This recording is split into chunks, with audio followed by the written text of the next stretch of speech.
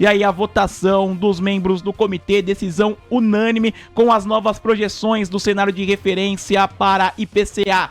3,6% em 2026, 3,4% para o IPCA livre e 4,1% para o IPCA administrados. Bom, então temos Copom elevando a taxa Selic para 15% ao ano e também já avisando uma interrupção no ciclo de alta por uma manutenção nesse patamar por um período bastante prolongado, e a gente vai passar a repercutir aqui com o professor Alexandre Cabral e também com o Ricardo Rodil essa decisão de juros e esse comunicado do Banco Central. A gente sempre inicia aqui, né, com a primeira visão do professor Alexandre Cabral, professor. Tá aí então.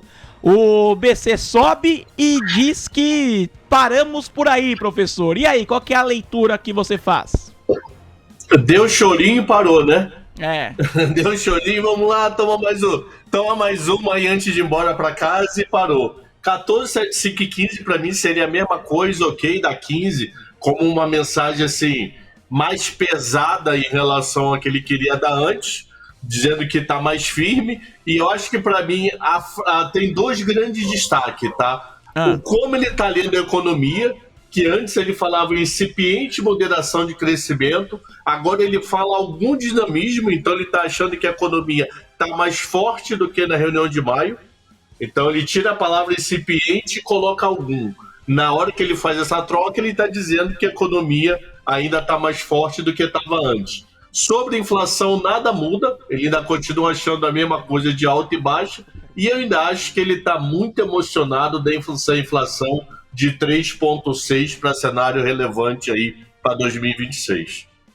Também queria ouvir a opinião do Ricardo Rodil conosco. Você dizia, né, Ricardo, que os economistas sempre trabalham para ir alterando as projeções. Era o que o senhor esperava para a decisão de hoje, essa do Copom? Sim, sem dúvida, é o que o mercado, na maior parte do mercado se esperava, ou manutenção 0,25 e também esse alerta de que ele deverá permanecer por um período prolongado. Agora, o problema não é só técnico, esse é o ponto. Eu concordo com a avaliação do professor Alexandre, mas o problema não é só técnico. Temos que saber o que estão fazendo do outro lado. O outro lado, quando eu falo, estaremos num ano eleitoral, onde possivelmente vai ter a tentação de governos em todos os níveis de despejar mais dinheiro no mercado. Ou seja, se nós alimentamos a demanda sem uma correspondência na oferta de bens e serviços, não só falando, como se falou de serviços realmente é um ponto muito especial, mas o resultado clássico é pressões inflacionárias. Então, e lembrando uma coisa, quando a gente diz, está em 5, estima-se para 5,2, 5,4, então um pouco acima dos 4,5. Opa, mas 4,5 é o limite superior, a meta é 3%. Então estamos longe dessa meta e não creio que nessa circunstância, hoje, com a briga com o Congresso, com gastos públicos, com as emendas e com gastos em período eleitoral, não creio que essas pressões vão arrefecer, não. São pressões, professor Cabral, que temos dito diariamente aqui no nosso Tarde TC News, mas queria seguir um pouco nesse aumento de 25 pontos base, até para questionar você, professor. Sinaliza uma postura preventiva, podemos dizer assim, do Banco Central para evitar uma desancoragem maior das expectativas? E o quanto, na sua avaliação, tem muito de fiscal nisso, professor? Então, em relação a fiscal, a mensagem é igual do mês passado. Uma coisa curiosa é que ele tirou muito efeito externo, tá? Ele tirou frases inteiras de política externa. Então, assim, no quarto parágrafo, ele acabou com 3 linhas. No primeiro parágrafo, ele acabou com mais umas 3, 4 linhas. Ele está aliviando muito o externo, não está achando que o externo, nesse momento, está preocupando tanto, e está olhando para o interno. E eu concordo, é o fiscal aí que que pode ser a bola da vez. Ele fala que continua preocupando, ele não aumenta o peso do fiscal, mas ele não minimiza nada, né? Então, ao fato de não minimizar, significa que a preocupação é gigante. Não esqueçam que, no mistura disso tudo, o Hugo Motta está zero a favor do governo nesse momento. Ele está tudo jogando com a barriga, mas marretando o governo o tempo todo. A solução do governo é o Alcolumbre, tanto é que hoje o Hugo Motta e Gleisi conversaram com o Alcolumbre sem o Gleisi, e Rui Costa conversaram com o Alcolumbre sem o Hugo Motta. Então, eu acho que teve recado para o governo do tipo, estou fazendo o meu trabalho, isso vai ficar bastante prolongado, se vocês não ajudarem, esquece cair, como eu particularmente acredito, esquece que não cai esse ano, quem sabe ano que vem a gente começa com essa queda.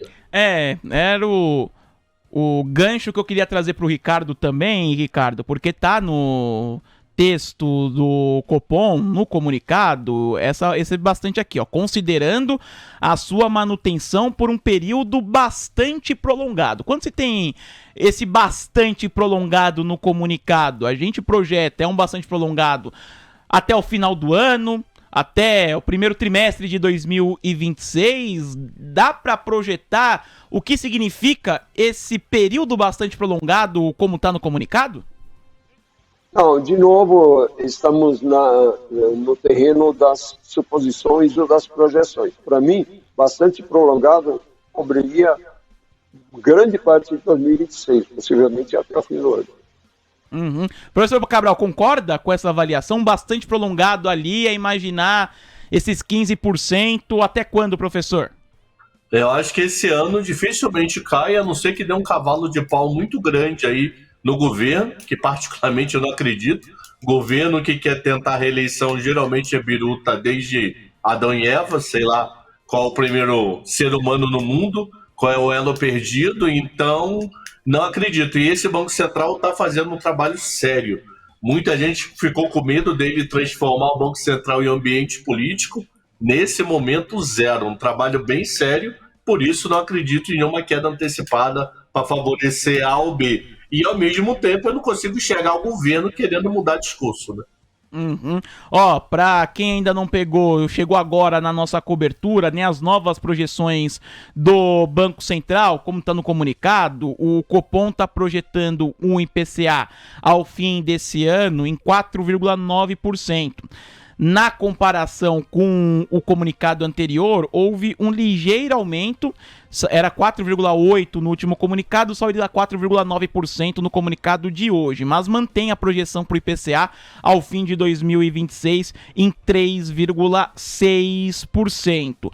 O Copom também, ele sinaliza no comunicado que o cenário segue marcado por expectativas desancoradas e projeções de inflação mais altas. A gente conversando aqui no nosso Tarde TC News com o professor Alexandre Cabral, contribuidor do TC, e o Ricardo Rodil, economista e também líder do mercado de capitais da Crowell Macro Brasil. Ricardo, você dizia, né, no início da sua fala que o mercado já precificava este cenário que o Copom traz pra gente, e eu vejo muitas mensagens no nosso chat aqui no YouTube, da nossa audiência que segue nessa cobertura conosco, a respeito, então isso significa que a tendência é o mercado de juros amanhã vir como? Porque se é algo que o mercado já esperava, de certa forma, é uma mensagem positiva ou negativa pensando em política monetária, Ricardo?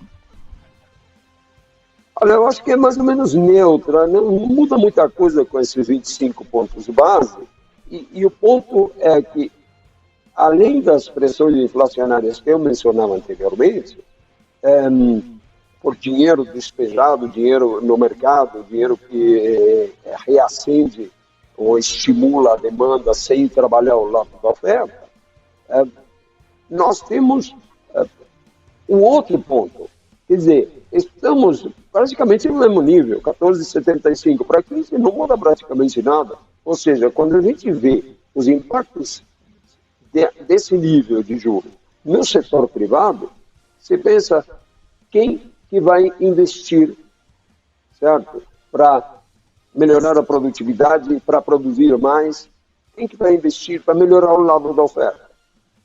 dificulta também por esse lado. Quer dizer, as pressões vêm dos dois lados no mesmo sentido, eu diria, negativa.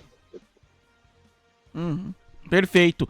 Ô, professor Cabral, o mercado de juros futuros já vinha precificando essa alta parcial, não? Acredita que agora que os vértices da curva continuem abrindo, principalmente ali na cauda longa, ou essa decisão já estava totalmente incorporada, hein, professor? Então, se você me falar que só aconteceu isso no mundo, não aconteceu Fed, não aconteceu o Trump, vou dar um tiro e não vou, é verdade, é mentira. Então, se considerar que não tem nada disso no mundo, só tem a decisão do cupom, eu acho que a parte que ele fala bastante prolongado faria com que a curva curta desse uma leve alta e a longa caísse. A curta dá uma leve alta por precificar mais tempo a 15%, então ela adapta matematicamente o desenho dela, e a longa caía por credibilidade. Só que eu posso errar tudo, porque de hoje até sexta-feira pode ter uma guerra voltando a pegar fogo, ela pode acabar, você pode ter de tudo até lá. Considerando uma ilha, eu acho que até janeiro 27 poderia subir e depois cair, envolvendo alta de juros, curva de juros subindo para adaptar a nova realidade do bastante prolongado, e a outra caindo por credibilidade. É que temos outras questões e queria seguir na questão fiscal contigo, Ricardo, que é o tema que a nossa audiência comenta bastante. Uma avaliação sua sobre o atual cenário fiscal brasileiro e o efeito que isso já está tendo para o cenário de juros aqui no Brasil, e como que você avalia a atual questão, porque parece que é uma notícia velha, né? A gente tratar o fiscal brasileiro pressiona o Banco Central, pensando em Brasil, é uma história bem antiga, né, Ricardo? Não, Gabriel, isso é uma história eterna, certo?